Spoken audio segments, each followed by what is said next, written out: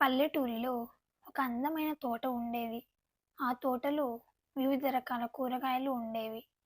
ఎర్రగా మెరుస్తున్న టమోటోలు, పొడవుగా ఆకర్షణీయంగా ఉన్న క్యారెట్లు, ఆకుపచ్చని ముల్లంగులు, వంకాయలు, గుమ్మడికాయలు ఇలా ఎన్నో రకాల కూరగాయలు అక్కడ పెరుగుతుండేవి.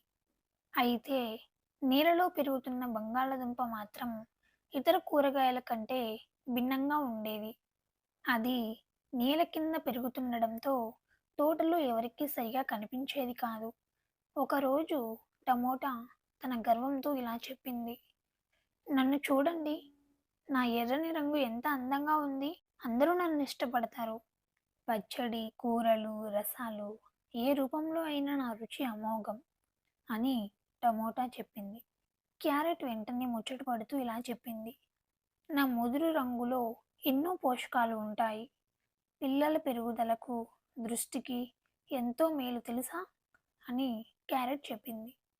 అన్ని కూరగాయలు తమ గొప్పతనాన్ని చెప్పుకుంటుంటే నేల కింద నిశ్శబ్దంగా ఉన్న బంగాళదుంప ఒక్కసారిగా మాట్లాడింది. మీరందరూ నా గొప్పదనం గుర్తించలేదు. నేను ఈ ప్రపంచంలో అత్యంత ప్రాముఖ్యత కలిగిన కూరగాయను అని బంగాళదుంప చెప్పింది. అందరూ ఆశ్చర్యపోయి అదేలా అని అడిగారు. బంగాళదుంప చిరునవ్వు చిందించి ఇలా చెప్పింది, నేను నేల కింద పెరుగుతాను కాబట్టి కనిపించను, కానీ నాలో అంతులేని పోషకాలు ఉంటాయి.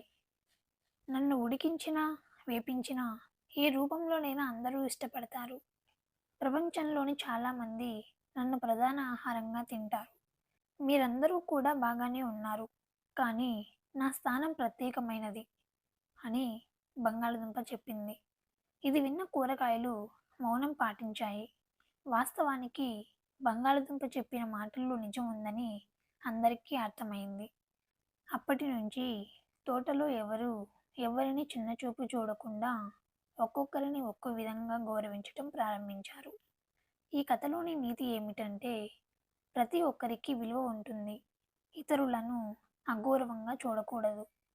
గర్వం పనికిరాదు, కానీ నమ్మకం అవసరం. ఇలాంటి మరెన్నో ఆసక్తికరమైన కథల కోసం మన ఛానల్ ద్వారా నోటిఫికేషన్ పొందడానికి ఇప్పుడే మన ఛానల్ని లైక్ చేయండి, షేర్ చేయండి, కామెంట్ చేయండి అండ్ సబ్స్క్రైబ్ చేయండి.